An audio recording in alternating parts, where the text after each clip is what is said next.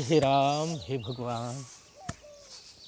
अरे वीराना रे नर, एक दिन हुई है चोला।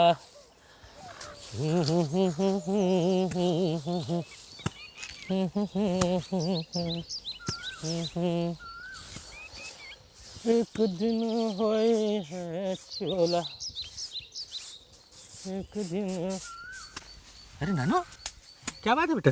अम्मा ने बुलाया खाना खाने को। मंगल, रे मंगल। हाँ, खाना घर चल के खाए कि यहीं खाए? यही मंगवा लो दादा। एक काम कर बेटा, अम्मा से कहना खाना लेके यहीं आ जाए, ठीक है? जा जल्दी जा, धूप में नहीं घूमना हो।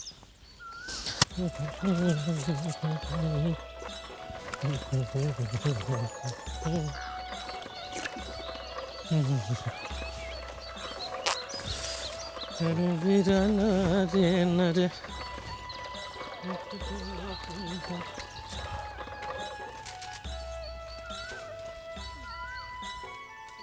मिर्ची उर्ची लेके नहीं आए? वो ला रही होगी छोटी को, छाछ लेके आ रही है। नानू, जी चाय। हाँ आजा बेटा आजा। अरे छोड़ दो, वो मेरे साथ बाद में खा लेगा घर पे। शैतान होते जा रहा है। मुझे थोड़ा सा और दो। दो दो दो। और लो थोड़ा सा। हरी मिर्ची। मिर्च नहीं लाई ना, भूल गई। चल जैसा है वैसे ही काम चलाओ। नर एक दिन हुई है चोला, अरे वीराना रे नर, एक दिन। अरे वीराना रे नर, एक दिन। अलख निरंजन।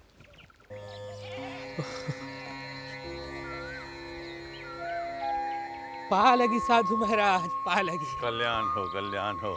कहाँ से पधार रहे हो महाराज? अरे रमता जोगी बहता पानी। साधु महात्माओं का क्या, पश्चिम से आए हैं, काशी जाएंगे, शंकर जी की महानगरी। रात भर सच छिपाने का ठिया मिल जाए, सवेरे प्रस्थान है। आप विराजो महाराज, आप विराजो।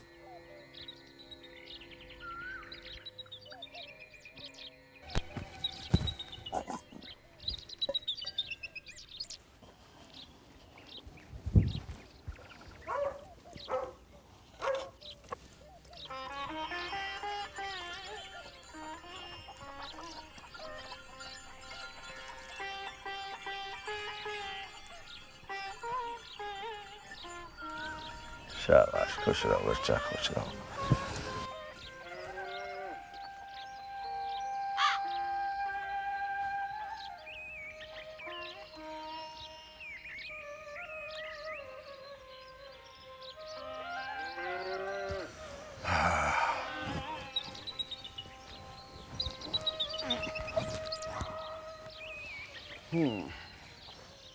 साधु महाराज, हाँ, इन दिनों काशी जी में कोई मेला या तीज त्योहार होगा? हम पहले काशी की यात्रा पर जा रहे हैं, उसके बाद हरिद्वार जाएंगे गुरु महाराज के पास। तुम कभी काशी गए हो बच्चा? कहाँ महाराज, हमारे बापू बरसों पहले गए थे। यहाँ के बड़े पंडित है ना, उनके साथ बैलगाड़ी हाँकते हुए। अच्छा। कहा था इसी बहाने दर्शन भी कर लेंगे। मेरे भाग कहाँ महाराज, और कहा भी है ना महाराज, बुलावा होगा तो खुद ही चले जाऊंगा। जो कुछ भाग में लिखा होगा सो तो होगा ही। बस अपने काम में मन लगा, भगवान का नाम ले और दूसरों के भले की सोच। इस सब के अलावा और तू कर ही क्या सकता है? अच्छा, अब हम तनिक हाथ पांव सीधे कर लेते हैं और रात में एक गिलास दूध, 2 रोटी खाएंगे।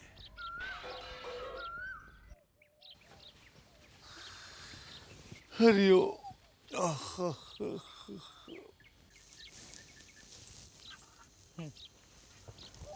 सुनो, घर में सिर्फ जौ का आटा है, वही बनाओ। साधु महात्मा को जौ खिलाएगी? यात्रा पर निकले हैं, अरे कुछ पुण्य तो सबको मिलेगा। तो फिर कहीं से थोड़ा सा गेहूं या आटा ले आओ, बना दूंगी, और पड़ोस से दूध का भी इंतजाम हो जाएगा। कहीं से? अब इस वक्त गेहूं तो पंडित के घर ही मिलेगा। देखता हूँ।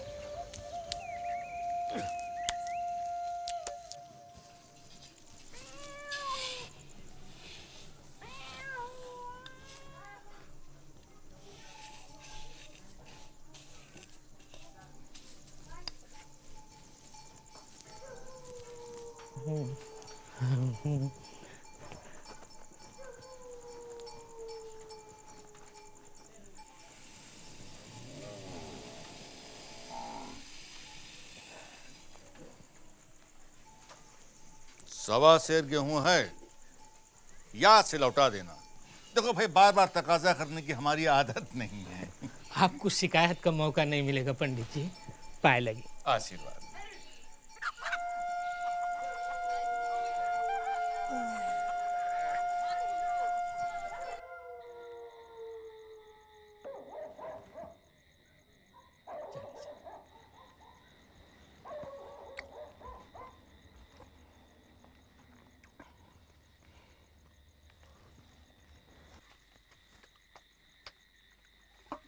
तुम्हारा जवाब नहीं भाभी। घर के मन्ने सत्तू खाए, जौ बाजरा खाएं, और बाहर वालों को गेहूं के पकवान परोसे जाए। साधु होगा अपने घर का, क्या वही खाए जो घर वालों के पास हो? अब कोई मांगे थोड़े ही थे, अपनी श्रद्धा से परोसे हैं। जय भोलेनाथ। ले बच्चा, भोलेनाथ की प्रसादी ले ले। नहीं महाराज। अरे ले ले बच्चा, ले। जय भोलेनाथ।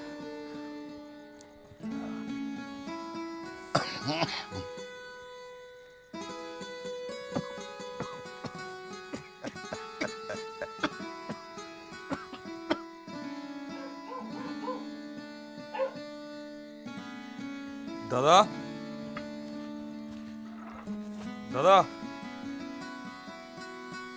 दादा, दादा उठो।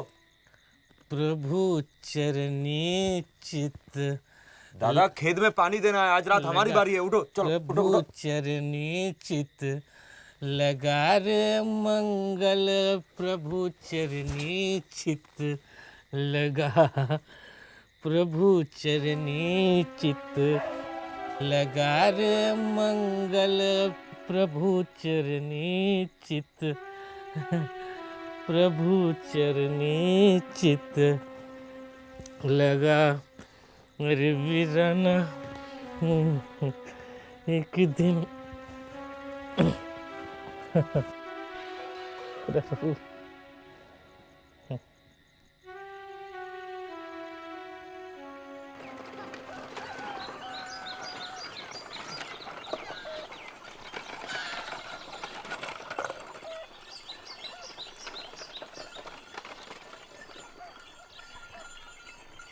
दादा, ओ दादा, दादा उठो, उठो। मंगल।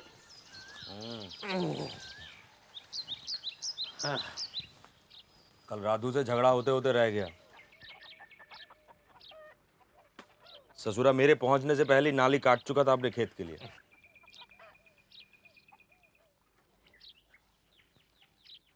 अपनी भलमनसी में राधू को बड़ी ढील दे रखी है तुमने। देख लेना, किसी भी दिन सर फुटावल की नौबत आएगी। और तुम भी धीरज से काम लिया कर मंगल। तुम भले बनकर नशा करते रहो और मैं रात बेरात हाड़ फोड़ मेहनत करूं। ठीक है भाई, आज से पानी देने का काम मैं करूंगा, और जो भी काम तुम कहोगे वो भी करूंगा। हाँ, चलो अब हाथ मुंह धो लो।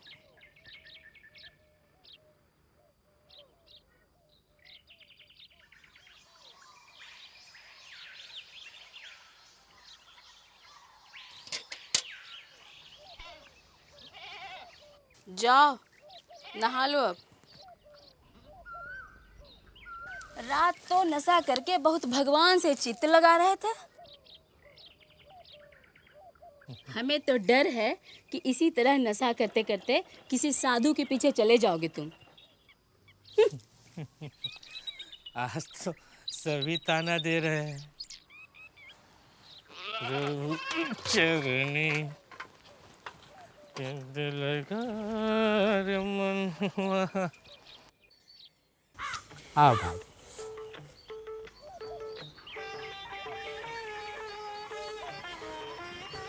राम राम।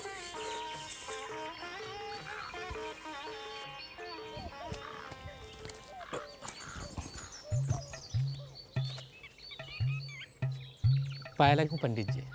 कल्याण हो, तुम्हारा भंडार सदा भरा रहे, सदा दान करते रहो।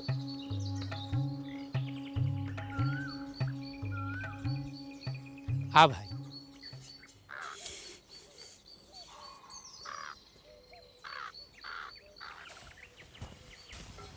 भैया रा। आ, भैया अरे बोल ना।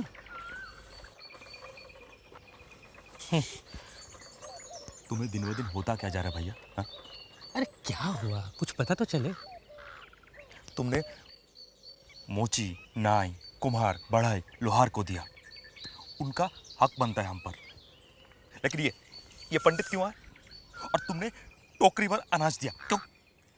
अरे पंडित ब्राह्मण भी किसान का ही मुंह देखते हैं मेरे भाई। और ये पोथी शास्त्रों से ये धान और गेहूं नहीं उगते। हर बार तीज त्योहार पर, पूजा पाठ पर ये अनाज लेके जाता है। मुहूर्त निकलता हो तब भी अनाज पैसे से सेवा करनी पड़ती है। भैया तुम अगर ऐसे ही अनाज लुटाओगे तो आधे साल भी गृहस्थी ना चलेगी। मंगल उधार चूक गया मेरे भाई।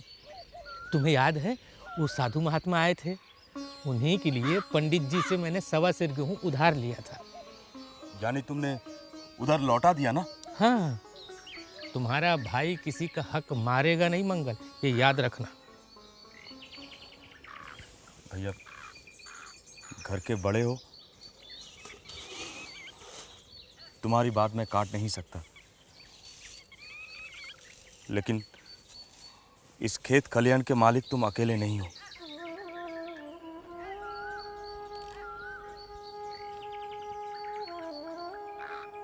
कभी मेरी जोरू बच्चे तुमसे सवाल करे तो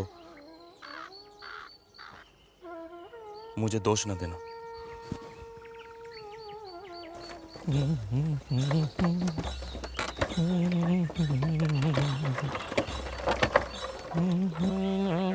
सुमर सुख धाम जगत में जीवन 2 दिन का।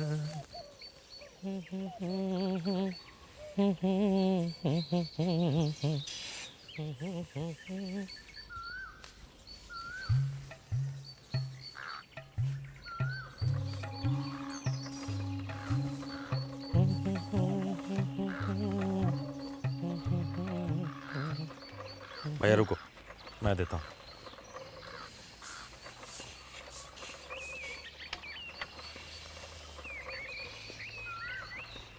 भैया अगर इसी तरह लुटाना है तो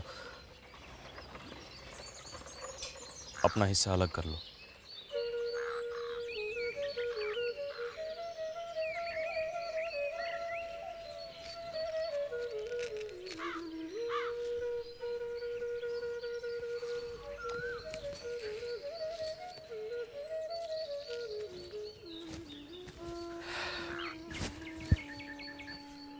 अच्छा हुआ जो तुमने मन की बात कह डाली। कहते हैं बेटा या बेटा समान भाई बड़ा हो जाए, कंधे तक आने लगे तो ज्यादा जोर जबरदस्ती नहीं करना चाहिए। ठीक है भाई, ले ले अपना हिस्सा।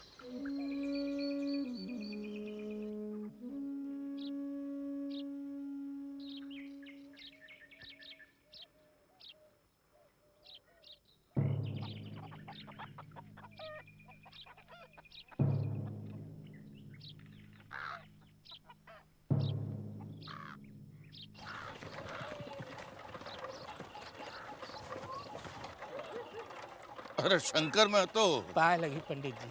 आशीर्वाद। और भले आदमी कहाँ हो तुम?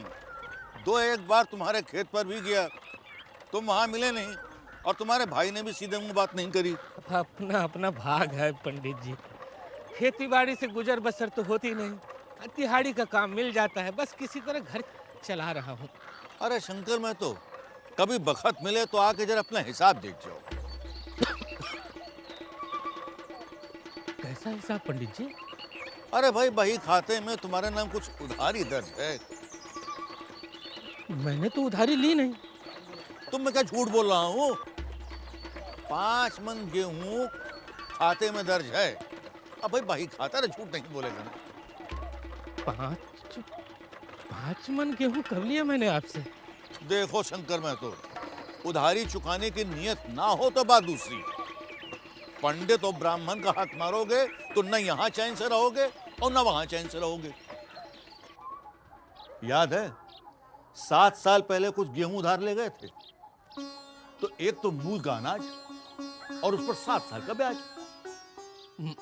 महाराज, तब सिर्फ 1.25 सेर गेहूं लिया था और हर साल में दोनों फसलों की कटाई पर एक एक पसेरी गेहूं लौटाता रहा। यही तुम मार खा गए। देखो, तुमने जो ब्राह्मण को भेंट दी वो तो उसकी दक्षिणा हुई। पहले तो तुमने नहीं कहा कि तुम जो दे रहे हो वो उधारी या ब्याज के खाते में दे रहे हो। अरे कहते तो मामला वहीं निपट जाता। अब जब रकम चढ़ गई है तो वो तो देनी पड़ेगी। चढ़ावा 100 का सही, लेकिन जौ का एक दाना भी अगर वही खाते में दर्ज हो गया तो तुम उसके देनदार हो। यही विधि है और यही विधान है। देखो पंडित महाराज, क्या गरीब को सता रहे हो? मेरा खाने का ठिकाना नहीं, मैं किसके घर से लाऊंगा 5 मन अनाज? जिसके घर से चाहो लाओ, मगर मैं एक छटाक भी अनाज नहीं छोड़ूंगा। अरे यहां नहीं दोगे तो भगवान के घर दोगे। ये तो न्याय नहीं है पंडित जी। उसी घड़ी तक अदा कर दिया होता। और मैं तो आपको दे दूंगा, लेकिन आपको भी भगवान के घर जवाब देना पड़ेगा। वहां का डर तुम्हें होगा, मुझे नहीं है।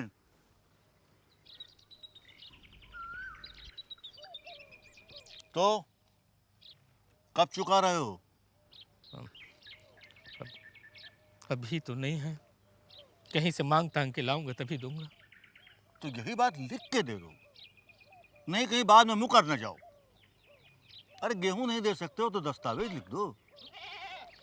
अब मुझे तो देना ही है पंडित महाराज, चाहे गेहूं लो चाहे दस्तावेज लिखाओ। हाँ,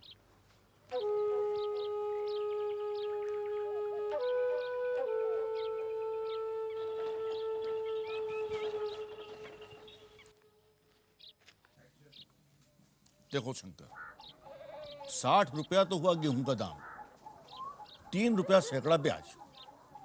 1 साल में रकम अदा न करने पर ब्याज की दर 3.5 रुपया सैकड़ा हो जाएगी। 12 आना स्टाम्प और 1 रुपया तहरीर का। ठीक है, लाओ अंगूठा लाओ।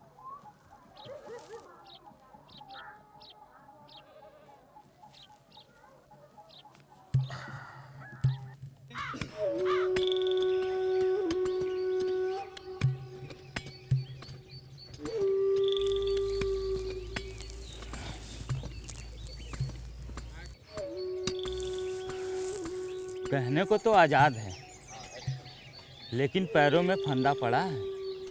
अभी पंडित जी ने थोड़ी ढील दे रखी है। जिस दिन डोरी खींचेंगे मर जाएगा, फिर वही फंदा है इसके बेटे के गले में होगा, फिर इसके पोते के गले में। पंडित का आदमी आया था तकाजा करने। भौजी ने खरी खोटी सुना दी और दादा बिना खाए पिए चले गए। अरे तो क्या करूं? तुझे खाने तो दो। मैं कहती हूँ भाई है तुम्हारा, कुछ फर्ज तुम्हारा भी तो बनता है। अरे इस बेला कुछ मदद कर दो तो। 2-5 रुपए की बात होती तो मैं सोचता। अब भैया ने भी तो स्टाम्प पर अंगूठा लगाकर अपने हाथ काट दिए।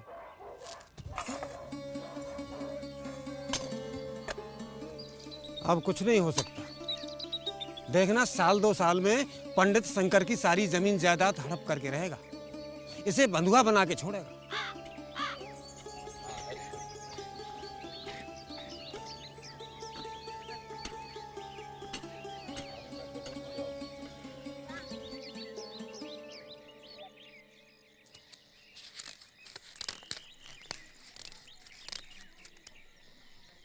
₹60 बस? कहां से लाए? कहीं से उधार लिया? नहीं पंडित जी, ये मेरा और मेरी बीवी बच्चे की कमाई है। तो फिर भैया ₹15 और ले आओ, कम से कम साल भर का सूद तो अदा हो जाए। अब कहाँ से लाऊं पंडित जी? जो कुछ मेरे पास था वो सब मैं आपको लाके दे दिया। भाई तुम बड़े मुश्किल में डाल देते हो शंकर। अब मैं कब तक और कितने कागज बनाऊं तुम्हारे लिए? हैं? चलो कल एक फिर नया कागज बना दूंगा, आना अंगूठा लगा जाना।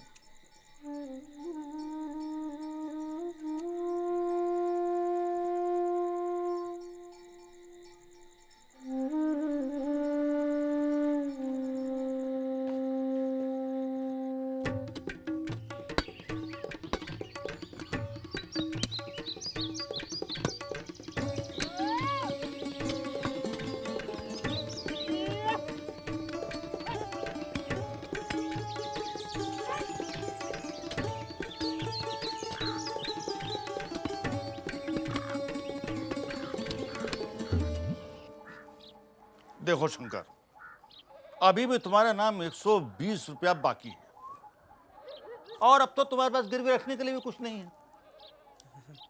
एक घर आंगन है, अब वो तो अरे वो भी हमारा है, बस कब्जा नहीं लिया है। आखिर आसामी हो हमारे, तुमको ऐसे बेघर थोड़े न करेंगे। तो ये बताओ कि तुम ₹120 कैसे अदा करोगे? कैसे दूं महाराज? देख तो रहे हैं आप, मेरे पास कुछ भी नहीं है। हाँ, देख तो रहा हूं कि तुम्हारे पास कुछ भी नहीं है, लेकिन तुम तो हो।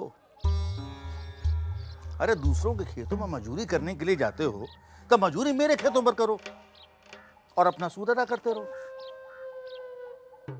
महाराज, सूद में काम करूंगा तो खाऊंगा क्या? ओहो, तुम्हारी जोरू है, तुम्हारा बेटा है, ये सब क्या हाथ में हाथ रखे बैठे रहेंगे? और सुनो, जहां तक तुम्हारा सवाल है, तो तुम्हें मैं रोज आधा सेर जौ दे दिया करूंगा। साल में ओढ़ने के लिए कंबल पा जाओगे, एक मिर्ची भी बनवा दूंगा, और क्या चाहिए? और सुनो, बाहर मजदूरी करने के लिए जाते हो तो 6 आने रोज मिलते हैं तुमको, मैं तुमको 12 आने रोज दूंगा, मगर वो ब्याज के खाते में जमा होंगे, मिलेंगे नहीं। महाराज, ये तो गुलामी हो गई। अब इसे गुलामी समझो चाहे मजूरी समझो, मैं अपना ₹120 वसूल किए बगैर तुम्हें छोड़ूंगा नहीं। तुम नहीं भरोगे तो तुम्हारे बाद तुम्हारा बेटा भरेगा।